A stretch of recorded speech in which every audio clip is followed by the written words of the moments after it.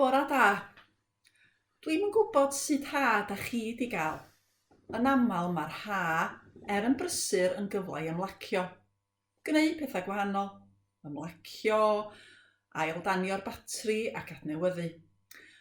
Wrth gwrs, mae leni di bod yn wahanol a nifar ohono ni heb fedru gwneud hynny yn yr un ffordd, neu wedi dewis peidio. Sut bynnag mae wedi bod arnoch chi. Mae'n bwysig sylweddoli wrth droi at Dduw y bore yma. Da ni'n dod i le da. Does nunlla gwell gan ein bod yn troi at arglwydd arbennig sy'n disgrifio ei waith fel hyn yn Jeremia 31. Bydda i yn rhoi diod i'r rhai sydd wedi blino ac yn adfywio y rhai sy'n teimlo'n llesg. Cyn troi at y negas, dewch i ni feddwl am hynny. Pan da ni'n dod at Dduw, does dim rhaid i ni drio creu argraff. Mae hynny yn medru bod yn beth blinedig iawn mewn bywyd bob dydd. Ddim yn bod ni'n ffalsio, ond mi ydan ni eisiau bobl eraill weld yr ochr ora honna ni. Falla yn y gwaith, neu yn y cartra, a mae hynny yn gallu bod yn blinedig iawn. Mae newyddion da felly, bod dim angen gwneud hynny gyda Duw. A deud y gwir, does dim pwynt, achos mae'n gweld popeth pryn bynnag. Felly, does dim masgiau heddiw i ddod at Dduw. Dim trio creu argraff, mond dod fel ag yrda ni a sylweddoli i fod o'n gweld y cyfan. Ei fod o'n ein caru fwy nag y medrwn ni ddychmygu. Hefyd, pan da ni'n dod ato, yn ein gwendid, mae e'n cynnig nerth i ni drwy ei ysbryd glân. Ac mae hyn wedi bod yn wir erioed. Yn Eseia 40, da ni'n darllen y geiriau hyn. Fe sy'n gwneud y gwan yn gryf ac yn rhoi egni i'r blinedig. Felly, os ydyn ni'n teimlo'n wan y bore yma, mae gwahoddiad i ni ddod ato, fel ag yr ydym, a clywed am a phrofi nerth goruwch naturiol a mae'n cynnig i ni drwy ysbryd glân. Wyt ti'n brifo di dryllio tu fewn, wedi llethu gan bwysau dy fai, mae Iesu yn galw.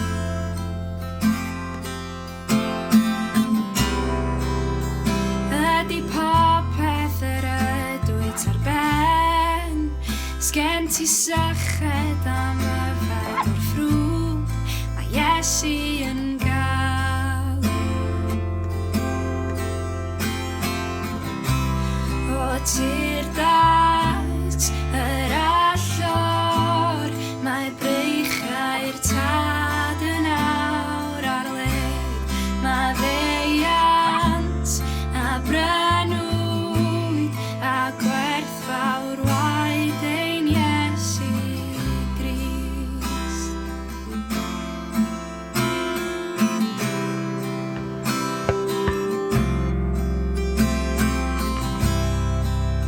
Trod y gefn ar ddyfaru y bai, paid ag oedi tyrd nawr ato ef, mae Iesu yn galw.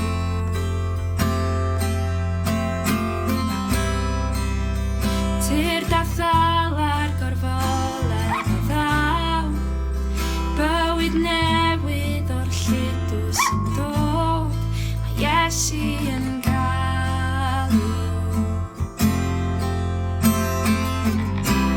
O tir dat yr allor, mae breichau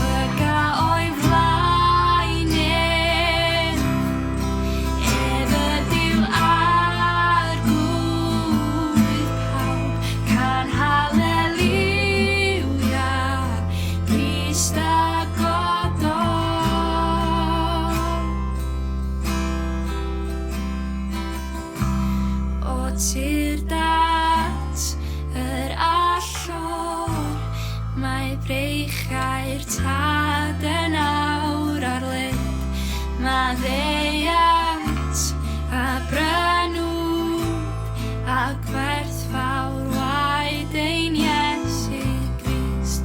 O tir dat yr allor, mae breichau'r tad yn awr ar lid, mae ddeiant a brynwyd a gwerthfawr waed ein Iesu Grist.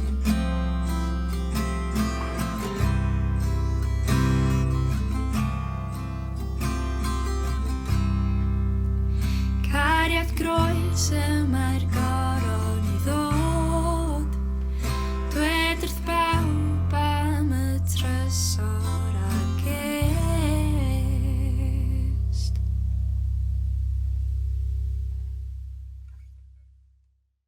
Bellach mae 25 wythnos wedi pasio, bron i 6 mis ers i ni fedru cyd gyfarfod gyda'n gilydd. I ni wedi byw a bod drwy un o gyfnodau mwyaf heriol fel gwlad ers yr ail ryfel byd. Wrth edrych nôl dros y 6 mis diwetha, mae'n siŵr y bydden ni gyd yn gallu meddwl am bethau y gallen ni fel eglwys wedi wneud yn wahanol. Ond mae'n bwysig dathlu'r hyn mae Duw wedi gwneud yn ymplith a trwyddo ni dros y cyfnod rhyfeddol a heriol yma.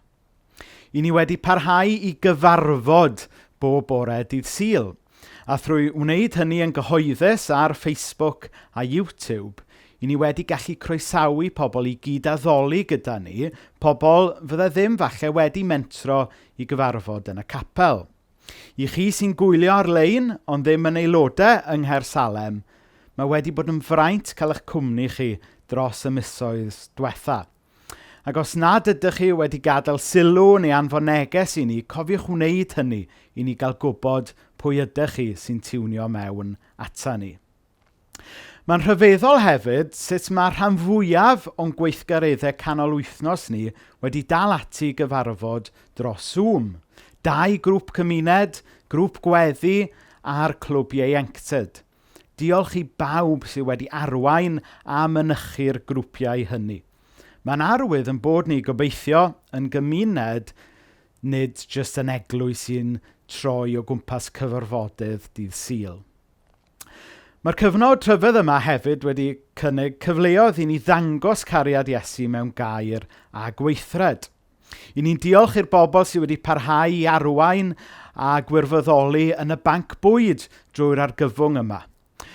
Yn y clo mawr arianterth, lle oedd llawer o'r llefydd le oedd pobl yn arfer cael cefnogaeth falle ddim ar gael gymaint, oedd y banc bwyd dal ei drysau ar agor. A wedyn wrth feddwl am ddangos cariad Iesu mewn gair, mi oedd hi'n fraint cael rhedeg y cwrs alffa ar-lein dros y cyfnod yma. Ac oedd o'n gret gweld pobl o tu allan yr eglwys yn cael cyfle i edrych ar rai o gwestiynau mawr bywyd. A rhai ohonyn nhw'n bobl falle bydde ddim wedi gallu dod i gwrs alffa normal, ond oherwydd fod ar-lein oedd ar gael iddyn nhw. Nawr, yn ogystal â'r pethau cyhoeddus yma i fi newydd sôn amdanyn nhw, i ni hefyd yn ddiolchgar am yr holl ofal, a'r holl weddio preifat yn y dirgel yn organic sydd wedi digwydd ymhlith teulu'r eglwys a thu hwnt. Wel, gyda tymor newydd yn agor o'n blaenau ni nawr, yr her yw i beidio mynd yn ôl i'n trefn arferol. Yn un peth, dyw'r argyfwng ddim drosodd.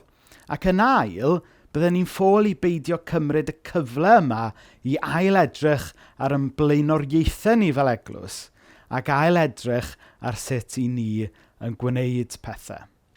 Bydd dim atebion syml a fyddwn ni ddim yn gallu gwneud newidiadau mawr dros nos, ond yn fras, dyma fydd yn cynlluniau ni dros yr wythnosau nesaf.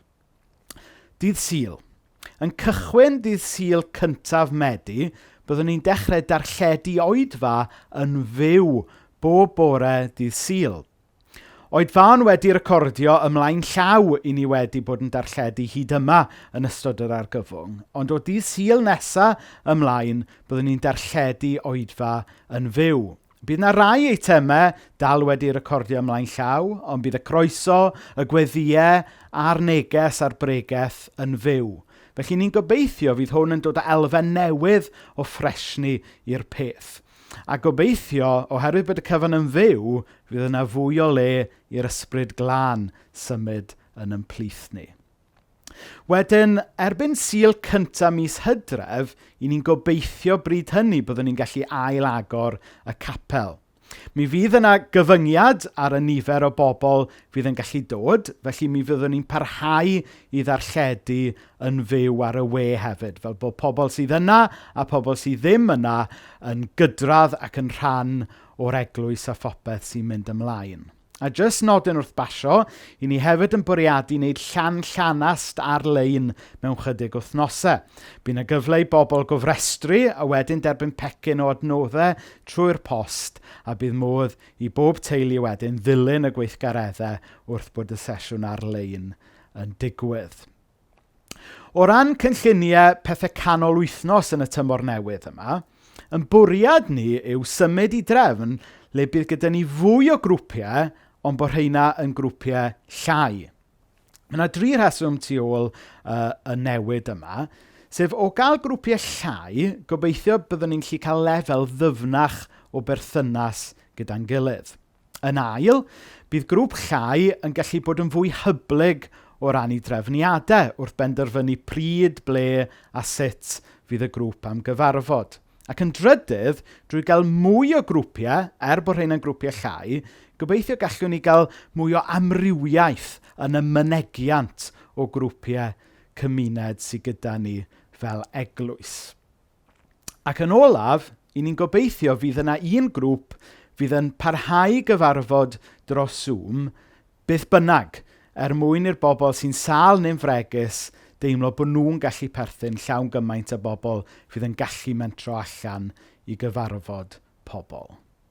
Nawr bydd y trefniadau newydd yma yn cymryd wythnos neu 2 i dynnu at ei gilydd, ac i ni'n anelu lansio'r grwpiau newydd yma yn ystod wythnos 14 o Fedi. Felly daliwch ati a gwrandwch allan am fwy o gyhoeddiadau am hynna.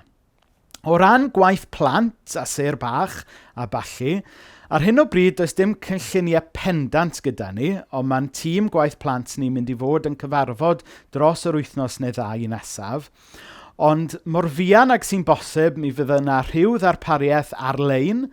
Mor fuan a phosib ar ôl hynny, mi fydd yna rhywbeth gobeithio yn digwydd yn y capel, ond mi fydd hynna o leiaf yn mis Hydref. Ac o ran ser bach, am y tro yn anffodus i ni methu ail-agor fel oedden ni, ond gobeithio ymhen rhyw amser, ond mae'n siŵr fydd hi'n rai misoedd eto, mi fydd rhywbeth tebyg i ser bach yn gallu ail-gychwyn eto. Ond am nawr, mae flin gyda fi ddweud bod ser bach yn methu ail-agor. Wedyn o ran gofal bugeiliol a gweddi, mi fyddwn ni'n parhau i ddarparu gofal bugeiliol yn gyntaf drwy'r grwpiau cymuned, drwy'r grŵp gweddi, drwy'r tîm cyswllt a chymuned, ac hefyd drwy yngwaith bugeiliol i fel gweinidog a'r tîm arwain sydd gyda fi o'n nghwmpas i. I ni ddim yn gallu mentro i 2 yn gilydd am y tro, felly mi fydd y gwaith bugeiliol yn gorfod digwydd dros y ffôn, mewn sgyrsiau'r stepen drws, neu falle wrth drefnu cyfarfod pobl yn yr awyr agored. Ac yn olaf, gweinidogaeth Sozo, i ni'n diolch i'r tîm Sozo sydd wedi parhau i ddal pobl mewn gweddi dros y cyfnod yma, a mae trafodaethau wedi dechrau nawr i weld sut y gallwn ni ailagor y capel i gynnal sesiynau gweddi soso maes o law. Felly diolch am wrando ar y neges a'r cyhoeddiadau yma. Dydyn ni ddim yn mynd nôl i business as usual. Mae'n gyfnod newydd oherwydd yr argyfwng, ond mae'n gyfnod newydd hefyd oherwydd bod hwn yn gyfle euraidd i ni fel eglwys edrych ar ein blaenoriaethau, edrych pam bod ni'n gwneud beth i ni'n gwneud, a gobeithio cychwyn antur newydd gyda'n gilydd, yn adnabod Iesu yn well, yn rhoi gwreiddiau'n ddyfnach ymherson Iesu, a gobeithio byw bywydau fel disgyblion Iesu gyda'n gilydd. Felly, i fi'n gyffroes a ddechrau tymor newydd, ac i fi yn eich gwahodd chi i ddod gyda ni fel eglwys ar daith. Pob bendith i chi. Un peth nad ydyn ni'n gallu gwneud yn ystod y lockdown yw gwneud casgliad. Ond os ydych chi'n dymuno cyfrannu tuag at ein gwaith fel eglwys, i'n cynorthwyo i barhau, i rannu a dangos cariad Crist yng Nghaernarfon a thu hwnt, yna mae modd i chi wneud hynny drwy neges destun heddiw. Eich cwmni sy'n fwyaf pwysig i ni, ac mae'r newyddion da am Iesu am ddim i bawb, felly peidiwch teimlo fod traed i chi rhoi unrhyw beth. Ond i chi sydd eisiau rhoi, dyma un ffordd o wneud hynny yn ystod y cyfnod yma. I gyfrannu pint, textiwch C Salem i 72211. I gyfrannu 5 pint, textiwch C Salem i 70970. I gyfrannu 10 pint, textiwch C Salem i 71191. Codir tal neges destun ar eich cyfradd rhwydwaith safonol. Diolch am eich heilioni. Wel, mae wedi bod yn dda yn y pethefnos diwethaf i glywed neges diw trwy Trey a Rodri. A'r ddau ohonyn nhw'n rhyfedd iawn yn mynd â ni i'r llythyr at yr Ifeinied. Rodri yn pwysleisio heddwch a llawenydd bod yn iawn gyda Duw. A dyn wythnos diwethaf, Trey yn sôn am gariad ac ymynedd at ein gilydd. Ac os ydych chi heb gael cyfle i wrando ar y negesau yna ni, ewch yn ôl i wrando arnyn nhw ar yn safle YouTube ni. Heddiw, dwi am fynd â ni ymlaen i'r un o'r llythyrau mawr arall Paul, sef un o'r llythyrau at y Corinthiaid, yr ail lythyr a mynd i bennod 4. Ond cyn i ni neidio i'r testun ei hun, mae werth i ni oedi chydig bach i feddwl chydig am y bobl oedd yn derbyn y llythyr yn wreiddiol. Mae unrhyw un sy'n darllen y llythyrau yr eglwys yng Nghorwydd yn gwybod bod yr eglwys yna yn anodd a chymleth iawn. Roedd bod math o broblemau yna. Roedd yna broblemau ymddygiad yna, pethau rhywiol, pethau moesol, pethau crefyddol, a roedd yna rhaniadau yn yr eglwys. Ac un peth sy'n amlwg yw bod yna densiwn rhwng Paul a'r eglwys, sydd ddim yn anisgwyl, achos mae wedi treulio rhan fwyaf o'r llythyr cyntaf yn cywiro rhai o'r pethau yna. Ac yn yr ail lythyr mae Paul yn delio gyda'r tensiwn hynny trwy siarad am ei brofiad ei hun o waith Duw yn ei fywyd. Ac yn y bennod yma, yn pennod 4, mae Paul yn siarad amdano ei hun, ac mae'n gwneud hynny mewn termau sy'n berthnasol i chi ac i fi, wrth feddwl am waith Duw yn ein bywydau. Dewch ni wrando arno fe. 1 Corinthiaid pennod 4, adnodau 7 i 18. Dyma'r trysor mae Duw wedi roi i ni. Mae'n cael ei gario gynno ni sy'n ddim byd ond llestri pridd. Ffaith sy'n dangos mai o Dduw mae'r grym anhygoel yma'n dod, dim ohono ni. Fod trafferthion yn gwasgu o bob cyfeiriad, da ni ddim wedi cael ein llethu'n llwyr. Da ni'n ansicr weithiau, ond heb anobeithio. Yn cael ein herlid, ond dydy Duw ddim wedi'n gadael ni. Yn cael ein taro i lawr, ond yn cael ein codi yn ôl ar ein traed bob tro. Wrth ddioddef yn gorfforol, da ni'n rhannu rhyw wedd ar farwolaeth Iesu, ond mae hynny mwyn i fywyd Iesu gael ei weld yn ein cyrff bregus ni.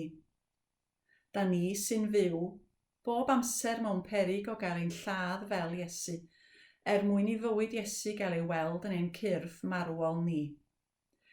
Rhaid i ni wynebu marwolaeth mwyn i chi gael bywyd tragwyddol.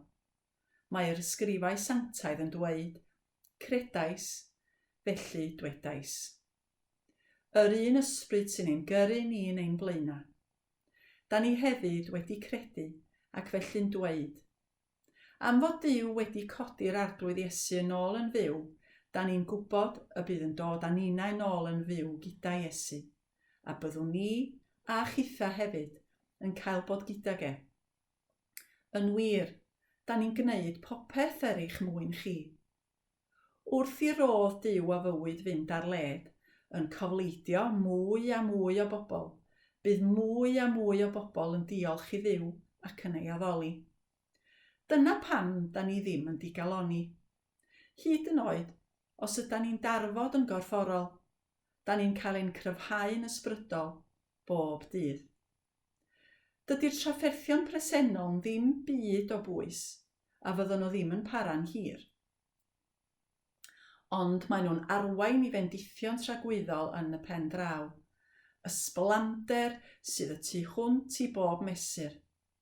Felly, mae'n sylw ni wedi hoelio ar beth sy'n anweledig, dim ar beth welwn ni'n digwydd o'n cwmpas ni.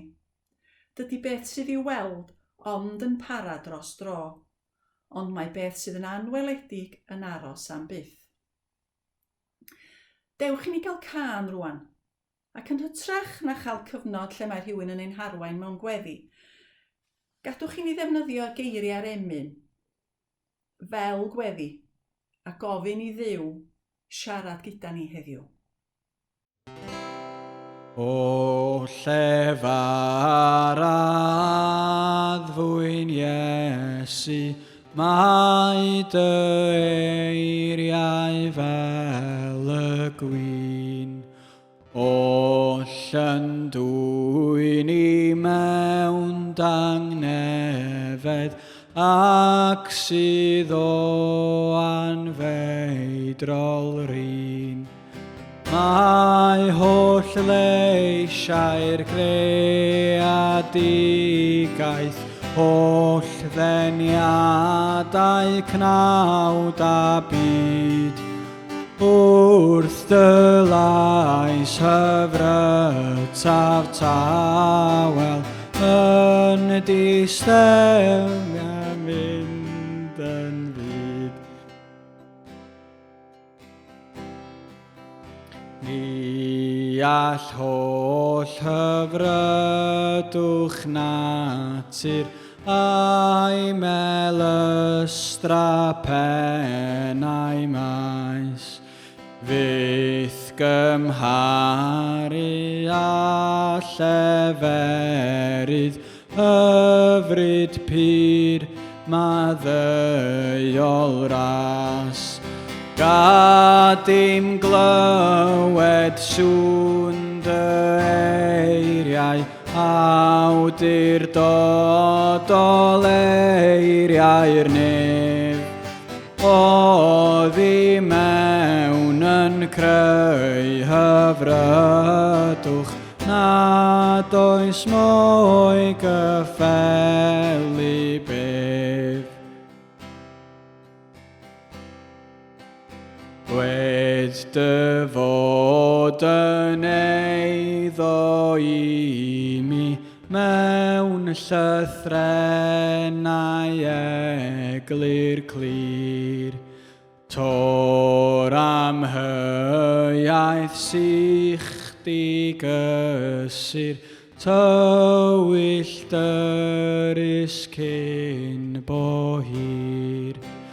Rwy'n hiraethu am gael clywed un o eiriau pyr yn ne, nes bod ofon di a thristwch yn tragwyddol golli ei lle.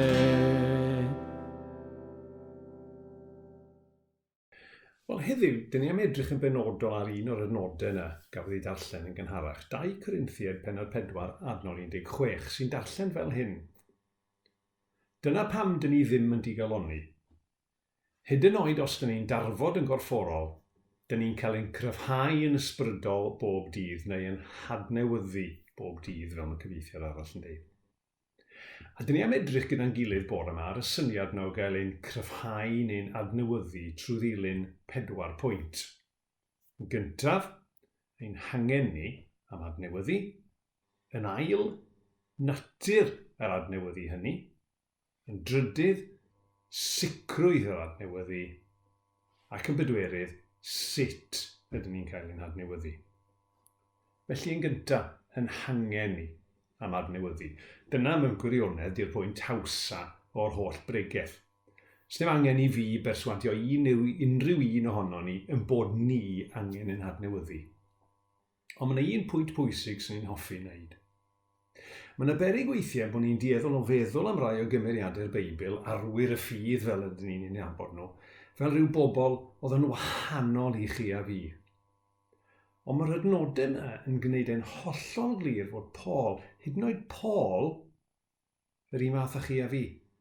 Mae Paul yn sôn bod ganddo fe drysor yn y bywyd trygwyddol mae Duw wedi roi iddo fe. Ond mae'n deud bod y trysor yna mewn llestr pridd. Mae'n gwybod ei wendid ei hun ac yn gweld ei hun fel llestr pridd. Peth gwael sy'n dal peth arbennig iawn. Gwrandwch ar eiriau Paul. Mae trafferthion yn gwasgu o bob cyfeiriad. Mae wedi cael ei lethu'n llwyr. Mae'n ansicr weithiau, yn cael ei erlyd, yn cael ei daro i lawr, yn dioddef yn gorfforol, yn byw bob amser mewn peryg ac yn wynebu marwolaeth. A mae'n gysur i ni, mae Paul fel ni yn gwynebu'r pethau yma i gyd. Nawr mae pethau gwahanol yn tynnu pobl gwahanol i lawr. Mae amgylchiadau pawb yn wahanol. Ond dyn ni gyd, bob un ohono ni, yn medru teimlo'n wan, yn flinedig neu dan bwysau. Ond os ydrychwn ni'n ofalus ar y darlleniad oedd yn rhestru'r pethau na oedd yn pwyso o'r Paul, mae yna ond i bob problem. Gandewch eto ar adnodau 8 a 9. Dyn ni'n ansicr weithiau, ond heb anobeithio. Yn cael ein herlyd, ond dydy Duw ddim wedi'n gadael ni. Yn cael ein taro i lawr, ond yn cael ein codi yn ôl ar ein traed bob tro. Felly ydyn ni. Dyn ni angen yn adnewyddu ac mae'r adnewyddu hynny ar gael. Ond yr ail bwynt, sut beth yw e? Beth yw natur yr adnewyddu hynny? Os dyn ni'n edrych ar hanes Iesu yn y Testament Newydd a'r ffordd oedd yn delio efo pobl gwan ac anghennus, dyn ni'n ei weld yn ei trin nhw yn dyner a gofalus. Dyn ddim yn trin pawb felly, cofiwch. Mae rhaid ni bido portreadu Iesu fel rhyw softi sy'n neis efo pawb. Mae'r Beibl yn gwneud e'n glir fod Duw bob amser yn agos at y rai sydd wedi torri calonnau. Mae'n achub y rai sydd wedi anobeithio fel mae'r salmydd yn deud. Ond, pan fod angen herio a bod yn galed, mae'n gwneud. Meddyliwch am y ffordd nath y drin y Phariseiaid a'r awdurdodau, y ffordd nath y drin y bobl oedd yn cyfnewid arian yn y deml. Nid ar chwarae bach dyn ni'n delio fo'r Duw byw. Fe rai o'ch chi'n gyfarwydd â straeon Narnia. Ac yn y straeon hynny, mae C.S. Lewis yn sôn am Aslan y Llew. Nawr, yn y llyfrau, Aslan y Llew sy'n cynrychioli Crist yn y straeon. Ac yn y straeon, mae rhywun yn gofyn am Aslan, is he safe? A'r ateb sy'n cael ei roi ydy hyn, safe? Who said anything about safe? Of course he isn't safe, but he's good. He's the king. Yr allwedd i ddeall hyn yw bod y ffordd mae'r arglwydd yn delio â ni yn ymateb i'r ffordd y down ni ato e. Os ydyn ni'n dod ato fe'n falch ac yn huniangyfiawn, does ganddo fe ddim newyddion da i ni. Ond ymraint i heddiw yw cael cyhoeddi bod Iesu yn deud wrth bob un ohono ni sy'n teimlo'r angen i gael ein hadnewyddu, dewch ata i, bawb sy'n cael ei llethu gan feichiau trwm, a rhof i orffwys i chi. Felly, os ydyn ni'n dod ato fe mewn angen, mae e yn ein trin ni yn dyner a gofalus. Yr ail ran wedyn ynglyn â natur yr adnewyddu yma yw fod gael bob dydd. Mae adnod 16 yn dweud, dyn ni'n cael ein cryfhau yn ysbrydol neu'n adnewyddu bob dydd. Mae'n deud bod y cryfhau a'r adnewyddu ar gael i ni yn reoledd. Ond pam? Pam yn bod ni angen yn adnewyddu bob dydd? Dyn ni'n aml yn medru edrych yn ôl ar yw brofiad yn y gorffennol a gawsom o Dduw, falle tro cyntaf ni droi eto fe. Ond neith profiadau'r gorffennol ddim yn cynnal ni bob dydd wrth fynd yn blaenau. Mae yna adegau pan dyn ni wedi cael yn llenwi, ond dros amser, bod ni wedi'n llenwi yn y gorffennol, dyn ni'n gollwng a dyn ni angen yn llenwi eto. Dwi'n yn sicr amdano chi, ond dwi'n gwybod yn iawn mod i angen fy adnewyddu bob dydd, achos ar fy mhen fy hun, dwi'n profi gwendid bob dydd. Ewch ni symud ymlaen i y trydydd pwynt, sicrwydd yr adnewyddu. Dyn ni wedi clywed am yn hangen i gael yn adnewyddu, a sut beth yw hynny. Y neges bwysig nesaf yw'r ffaith yma di fod yn sicr bod yr adnewyddu hynny ar gael i ni. Be mae'r adnod yn dweud, dyn ni'n cael ein cryfhau'n ysbrydol bob dydd. Does na ddim amheuaeth yma hyn. A mae Paul yn deud hynny ar sail ei brofiad o sut mae Duw wedi delio gydag profiad go iawn rhywun a wynebodd a'n awsterau go iawn. A be mae hynny'n dysgu i ni yw y medrwn ni ddibynnu ar hynny. Does byth rhaid i ni ame a fydd Duw yn fodlon ein hadnewyddu ni. Mae rhaid ni gofio bod yr arglwydd wedi dechrau ei waith y mywyd pawb sydd wedi dod i gredu, ond work in progress ydyn ni. Yn y gorffennol pan yn pregethu yng Nghaersalem, dwi wedi defnyddio'r darlun yn bod ni fatha safle adeiladu tŷ. Ydych chi wedi bod ar safle adeiladu tŷ erioed? Mae'n fler. Mae rhyw beil o frics yn fan hyn, mae yna fag o goncrit yn fan hyn, mae yna fixer yn y gornel, mae yna lwch yn bob man. Mae'r gwaith ar ei hanner. Mae yna lanast yn gwmpas ni. Ond bob yn un a hyn, pan dyn ni'n edrych ar ryw gyfeiriad, dyn ni'n dweud, fanna, mae'r gegin yn mynd i fod. Ni'n gweld siap y to nawr. Ni'n gweld lle mae hwnna'n mynd. A fel ni mae hi efo gwaith Duw yn ein bywydau ni, weithiau mae'n bywydau ni'n edrych yn fler iawn. Ond dyn ni yn medru cael golwg ar sut fydd e'n edrych pan fydd Duw wedi gorffen ei waith yna ni. Fyddai byth yn blino ar ddyfynnu un o fy hoff adnodau o'r Filipiaid 1, adnod 6. Felly dwi'n hollol sicr y bydd Duw sydd wedi dechrau gwneud pethau mor wych yn eich plith chi, yn dal ati nes bydd wedi gorffen ei waith ar y diwrnod y bydd y Meseia Iesu yn dod yn ôl. Ond sut mae hynny'n digwydd? Dyn ni'n deall am yn hangen, dyn ni'n deall am awydd Duw i'n hadnewyddu ni a'r sicrwydd y bydd e'n fodlon gwneud hynny, ond sut mae gwneud hynny? Sut mae'n digwydd? Ond mae'r ateb yn eang iawn, ond dwi jyst am dynnu sylw at 2 elfen ohono, sydd ddim bob amser yn hawdd i'w ddeall gyda'i gilydd. Achos mae'n golygu gwaith gan Dduw ei hun trwy ei ysbryd a gwaith gynnon ni. A ty ddim bob amser yn hawdd i ddeall sut mae y pethau'n ffitio, beth yw'r balans rhyngthyn nhw. Mae'n berig gorbwysleisio un ar drail y llall. Os ydyn ni mond yn sôn am nerth Duw, mae peryg i ni fynd yn ddiog ac anwybyddu cyfarwyddyd y Beibl i ni weithio allan ein iachawdwriaeth. Y peryg arall yw bod pwyso gormod ar beth ni'n gwneud, a felly bod byw fel Cristion yn mynd yn faich arno ni, achos bod ni'n teimlo bod y cyfan yn dibynnu arno ni. Un o'r pethau gorau i mi glywed ar y pwnc yma, dyfyniad sy'n cael ei briodoli i Awst Sant. A be oedd Awst Sant yn deud oedd hyn. Without God, we cannot. Without us, God will not. Meddyliwch eto am y geiriau yna. Without God, we cannot.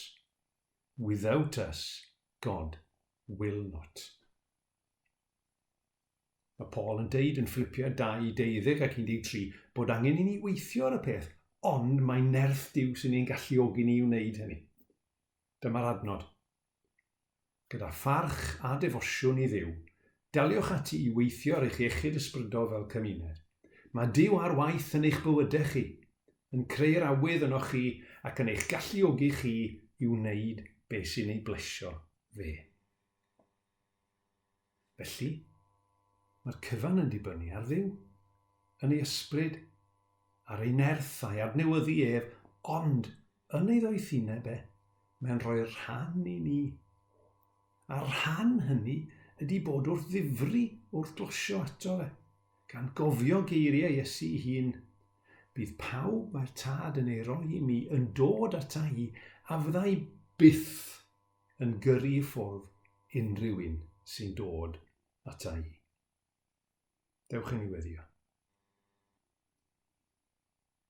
Dyna ni'n diolch i ti o dad dy fod ti yn y nabod ni, drwyddi draw, a dy fod ti yn caru ni. Diolch am dy nerth di drwy dy ysbryd lan. Diolch dy fod ti am weithio yno ni. Dewch i ni weddio gyda'n gilydd nawr i orffen geiriau Salm 139, adnodau 23 a 24. Archwilia fi, o Dduw, i weld beth sydd ar fy meddwl, treiddia'n ddofn a deall fel dwi'n poeni. Edrych i weld a dwi'n gwneud rhywbeth o'i le, ac arwain fi ar hyd yr hen wyr. Ti ydi awdur y mywyd i, rwy ti ymlaen ni ar tu ôl i mi. Cyn cymryd gwynt ti hwnt i'r bedd, rwy ti gyda mi o gam i tragwyddoldeb.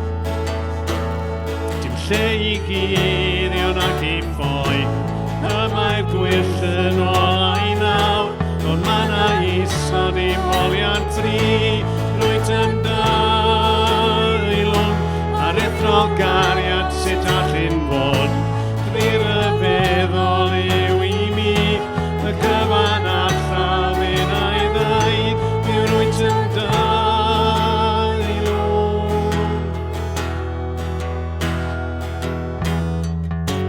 Chwiliang nghalon bron a fi, treiddia fy mryderon di. Gwel y gwendid yno fi'n, am arwain yn y ffordd sydd tragwyddo.